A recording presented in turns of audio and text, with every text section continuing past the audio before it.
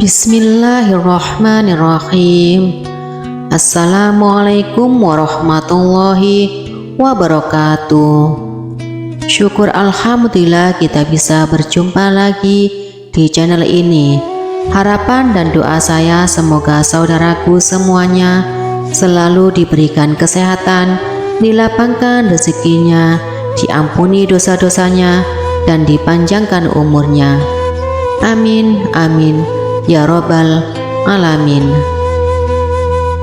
Sahabat Syekh Mahrod yang dirahmati Allah subhanahu wa ta'ala, sejak kecil kita selalu diperingatkan untuk tidak bersikap buruk kepada orang tua. Jangan sampai kita menjadi anak durhaka yang suka membangkang dan menyakiti hati orang tua. Karena kita semua tahu ridho Allah berasal dari ridho orang tua. Akan tetapi di era sekarang banyak dari orang tua yang kurang menyadari akan sikapnya terhadap anaknya, sehingga sikap yang dirasa benar oleh orang tua ini justru bisa dikatakan mendurhakai seorang anak.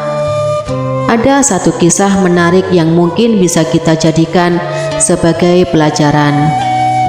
Suatu hari ada seorang laki-laki menemui Umar bin Khattab untuk mengadukan perihal kedurhakaan anaknya. Umar lalu memanggil anak tersebut dan menegur perbuatannya. Setelah ditegur, anak tersebut bertanya kepada Umar, "Wahai Amirul Mukminin, bukankah anak memiliki hak atas orang tuanya?" Umar menjawab, "Benar." Lantas anak tersebut bertanya, "Apa hak seorang anak?" Lalu Umar pun menjawab, "Memilihkan calon ibu yang baik untuknya, memberikan nama yang baik dan mengajarinya Al-Quran." Kemudian si anak tersebut berkata, "Wahai Amirul Mukminin, ayahku tidak pernah melakukan satu pun dari apa yang Tuhan sebutkan itu. Ibuku wanita berkulit hitam, bekas budak beragama Majusi. Ia menamakanku dan dia tidak mengajariku satu huruf pun dari Al-Quran."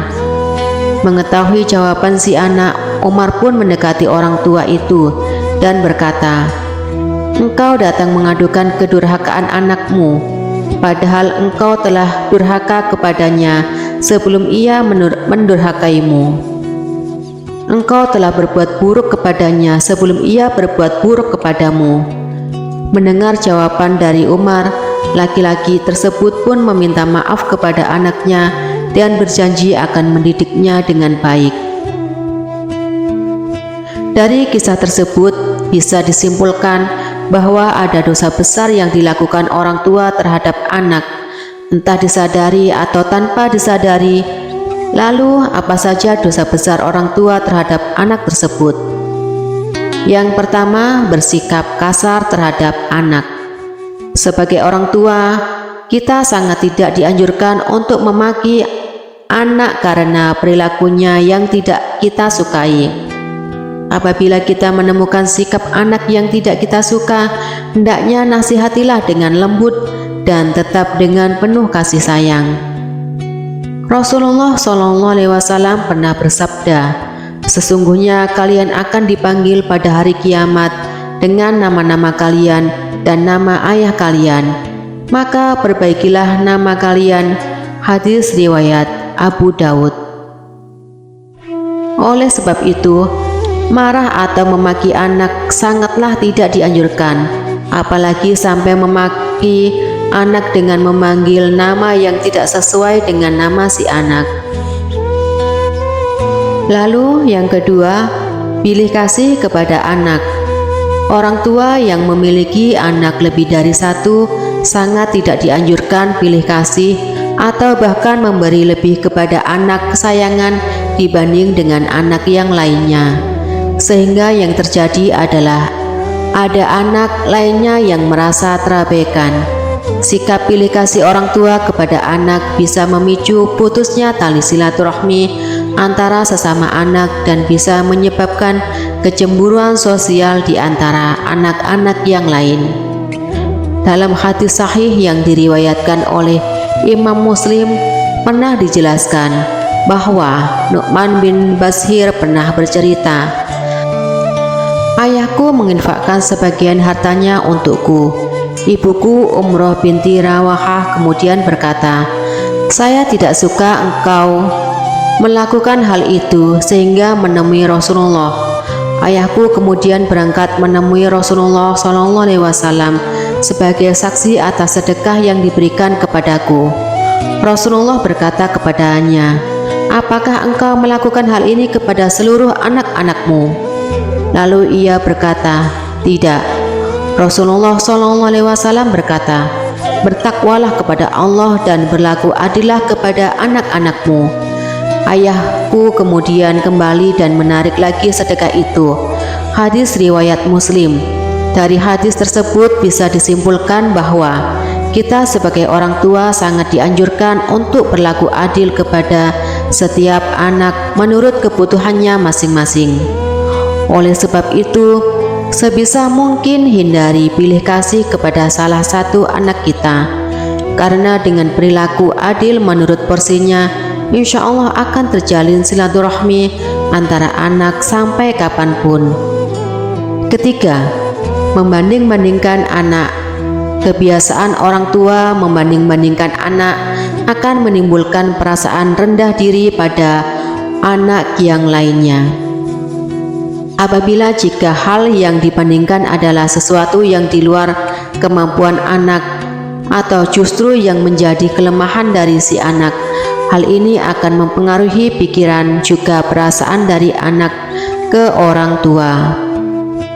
Contoh mudah yang bisa kita lihat atau bahkan sering kita lakukan sendiri adalah membandingkan nilai pelajaran anak dengan temannya yang memiliki nilai jauh lebih tinggi, padahal kita semua tahu belum tentu setiap anak mempunyai kemampuan yang sama.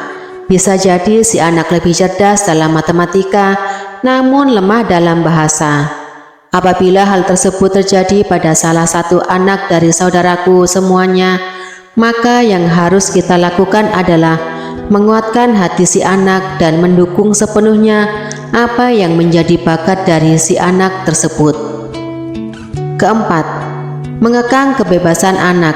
Membiarkan anak bermain adalah salah satu hal yang sangat penting dalam masa pengenalan lingkungan dan menemukan jati dirinya. Yang terpenting adalah tetap harus diberikan arahan mana yang baik dan mana yang kurang baik.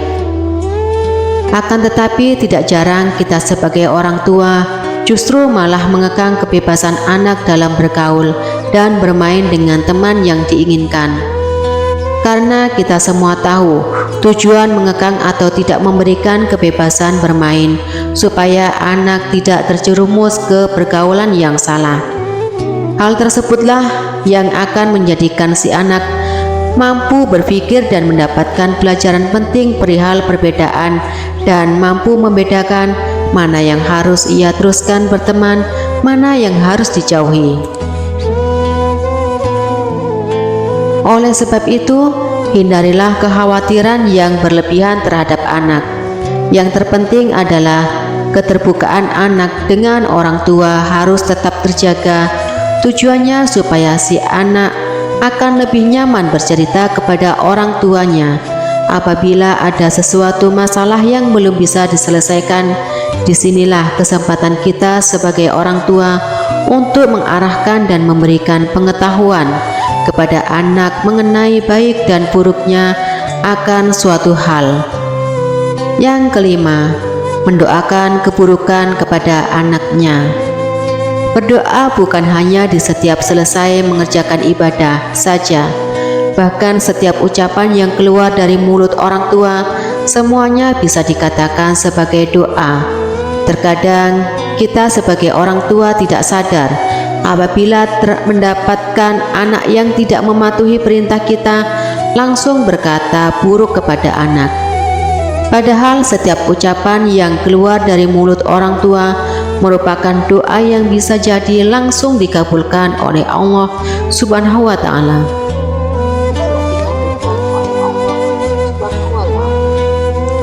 Abu Hurairah radhiyallahu an berkata, bahwa Rasulullah SAW pernah bersabda, ada 3 doa yang dikabulkan: doa orang yang teraniaya, doa musyafir, dan doa keburukan orang tua atas anaknya.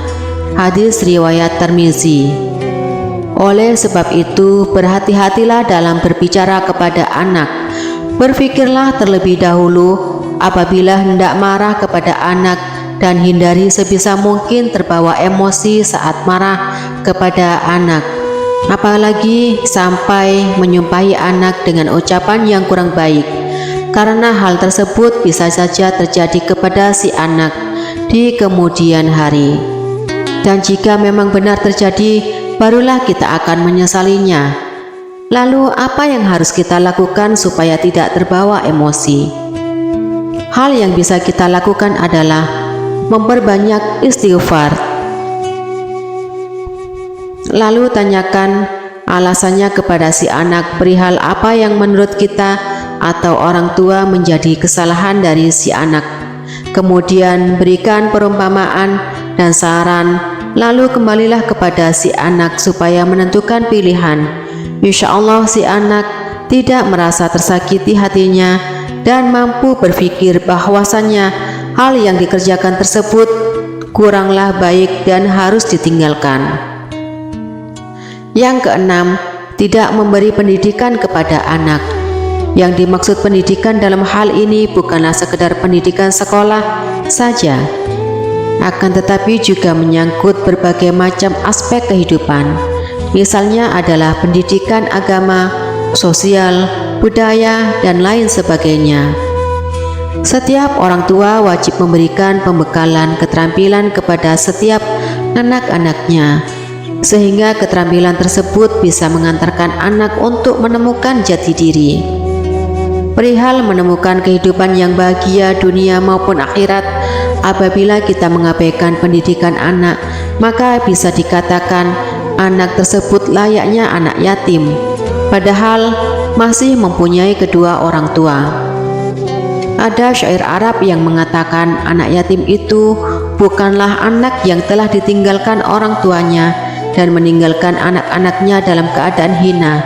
Sesungguhnya anak yatim itu adalah anak yang tidak dekat dengan ibunya, yang selalu menghindar darinya, atau ayah yang selalu sibuk dan tidak ada waktu baginya. Kalau kita menyimpulkan syair tersebut, ingin menyampaikan bahwa perhatian anak adalah kunci penting dalam pendidikan anak supaya sukses di dunia dan akhirat. Adalah sebuah bentuk kedudukan terhadap anak apabila kita sebagai orang tua justru tenggelam dalam kesibukan, sehingga yang terjadi adalah kita lupa untuk mengajarkan anak tentang akidah agama.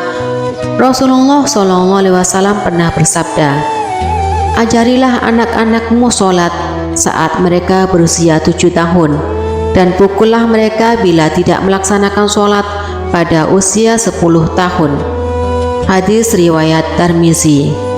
Sahabat Syekh Mahraj yang dirahmati Allah Subhanahu wa Ta'ala, marilah kita sebisa mungkin menjadi orang tua yang bisa dijadikan panutan bagi anak-anak kita. Semoga Allah Subhanahu wa Ta'ala selalu melindungi dan menjauhkan kita semua dari perbuatan tercela semasa hidup di dunia. Demikian yang bisa saya sampaikan, semoga bermanfaat untuk kita semua. Amin, amin, amin, ya Rabbal Alamin. Wassalamualaikum warahmatullahi wabarakatuh.